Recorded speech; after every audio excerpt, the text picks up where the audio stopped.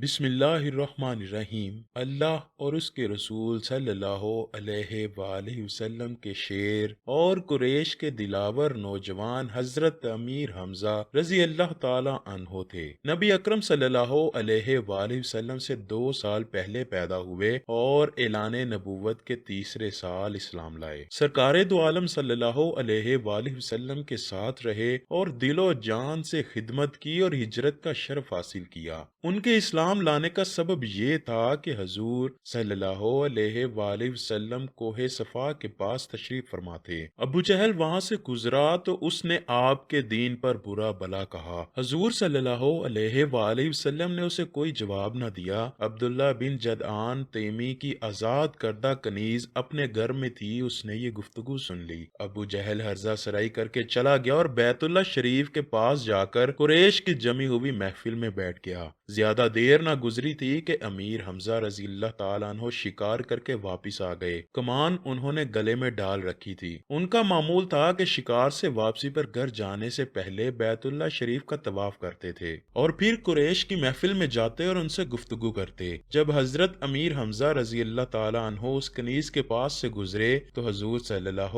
علیہ وآلہ وسلم اپنے کاشانہ مبارک میں تشریف لے جا چکے تھے۔ کنیز نے کہا، اے حمزہ، ابھی ابھی آپ کے بھتیجے محمد صلی اللہ علیہ وآلہ وسلم سے ابو جہل نے ایسی ناشائستہ گفتگو کی ہے کہ اگر آپ سن لیتے تو یقیناً آپ کو بڑا صدمہ ہوتا۔ وہ یہاں تشریف فرما تھے۔ ابو جہل نے ان سے غیر مہذب گفتگو کی اور ان کی دل آزاری کی ہے، مگر قربان جائیں حلم اور شرافت کے گوہے گراں پر انہوں نے جواب میں ایک لفظ نہیں کہا۔ حضرت امیر حمزہ رضی اللہ تعالیٰ عنہ جلال میں آ گئے۔ ابو جہل سے دو دو ہاتھ کرنے کے ارادے سے راستے میں کسی کے پاس ٹھہرے بغیر تیز تیز قدم اٹھاتے ہوئے روانہ ہو گئے۔ مسجد الحرام میں داخل ہوئے تو دیکھا کہ وہ دوسرے لوگوں کے ساتھ بیٹھا ہوا ہے۔ سیدھا اس کے پاس پہنچے اور پوری طاقت کے ساتھ کمان اس کے سر پہ دے ماری۔ اس کا سر بری طرح پھٹ گیا۔ پھر اس کو چیلنج کرتے ہوئے کہنے لگے، تم اللہ کے رسول کو گالیاں بکتے ہو؟ کان کھول کر سن لو، میں ان کے دین پر ہوں، میں وہی کہتا ہوں جو وہ فرماتے ہیں اور میں گواہی دیتا ہوں کہ وہ اللہ کے سچے رسول ہیں۔ اگر ہمت ہے تو مجھے روک کر دکھاؤ۔ یہ دیکھ کر ابو جہل کی امداد کرنے کے لیے بنو مخزوم کے کچھ لوگ اٹھ کر حضرت امیر حمزہ رضی اللہ تعالیٰ عنہ کی طرف بڑھے۔ ابو جہل نے کہا، ابو امارہ کو چھوڑ دو، واللہ میں نے ان کے بھتیجے کو بہت ہی ناروا باتیں کہی ہیں۔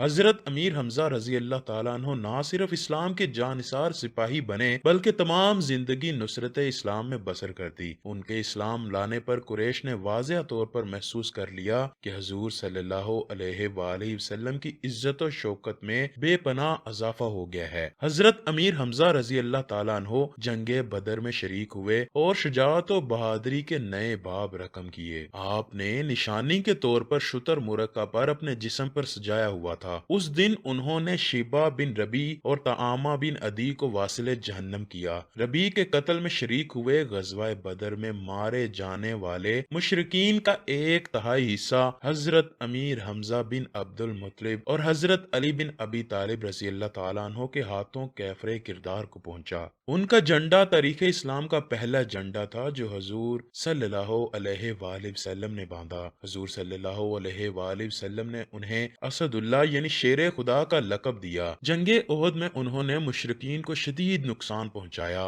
اسی دن آپ کے ہاتھ میں 6 تلواریں ٹوٹ گئیں۔ 3 ہجری کو اسی جنگ میں آپ شہید ہوئے۔ میرے آقا حضور صلی اللہ علیہ وآلہ وسلم نے زبان رسالت سے انہیں سید الشہداء کا لقب عطا فرمایا۔ جبیر کے غلام وحشی نے حضرت امیر حمزہ رضی اللہ تعالیٰ عنہ کو دھوکے سے شہید کیا۔ وحشی بن حرب بعد میں اسلام لا چکے تھے۔ وحشی بن حرب بیان کرتے ہیں کہ میں حبشی تھا اور حبشیوں کے انداز میں خنجر پھینکتا تھا۔ میرا نشانہ بہت کم خطا جاتا تھا۔ جب لوگ گتھم گتھا ہو گئے تو میں حضرت امیر حمزہ کے انتظار میں بیٹھا ادھر ادھر دیکھنے لگا۔ وہ مجھے لوگوں کے درمیان سیاہی مائل سفید اونٹ کی طرح دکھائی دیے۔ وہ اپنی تلوار سے لوگوں کو گاجر مولی کی طرح کاٹ رہے تھے۔ کوئی ان کے سامنے ٹھہرتا ہی نہیں تھا۔ اللہ کی قسم میں کسی پتھر کی آڑ لے کر ان کے لیے تیار کھڑا تھا اور اس انتظار میں تھا کہ وہ میری زد میں آئے کہ اچانک اچانک مجھ سے پہلے صباح بن عبدالعزیز سامنے آ گیا۔ حضرت امیر حمزہ رضی اللہ تعالیٰ عنہ نے اسے دیکھا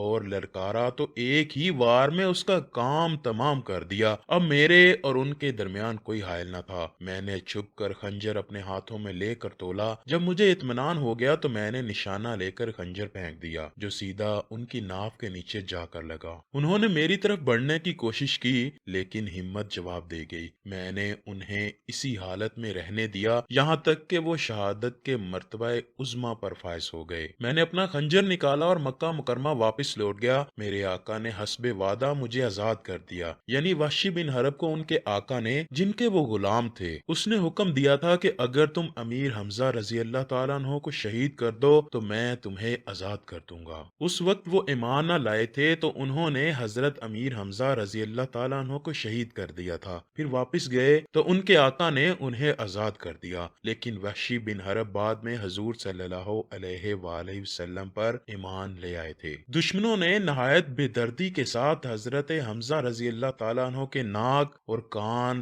جسم سے جدا کر کے پیٹ مبارک اور سینہ اقدس چاک کر دیا تھا۔ اس دل خراش اور دل آزار منظر کو دیکھ کے رسول اللہ صلی اللہ علیہ وآلہ وسلم کا دل بے اختیار بھر آیا۔ سیرت اور تاریخ کی کتابیں اس پر گواہ ہیں کہ بوقت جنازہ رسول اللہ صلی اللہ علیہ وآلہ وسلم نے حضرت امیر حمزہ کو مخاطب کرتے ہوئے فرمایا: اے حمزہ، اے رسول اللہ کے چچا، اللہ اور اس کے رسول کے شیر، اے حمزہ، اے بلائیوں میں پیش پیش رہنے والے، اے حمزہ، اے رنج و ملال اور پریشانیوں کو دور کرنے والے، اے حمزہ، رسول اللہ کے چہرے سے دشمنوں کو دور بھگانے والے۔ جناب حضرت امیر حمزہ رضی اللہ تعالیٰ عنہ کو یہ منفرد خصوصیت حاصل ہے کہ حضور صلی اللہ علیہ وآلہ وسلم نے حضرت امیر حمزہ رضی اللہ تعالیٰ عنہ پر 70 مرتبہ نماز جنازہ پڑھی، یعنی شہیدوں کو باری باری رکھ کر نماز جنازہ پڑھی جاتی رہی، مگر حضرت امیر حمزہ رضی اللہ تعالیٰ عنہ کا جنازہ بدستور سامنے پڑا رہا۔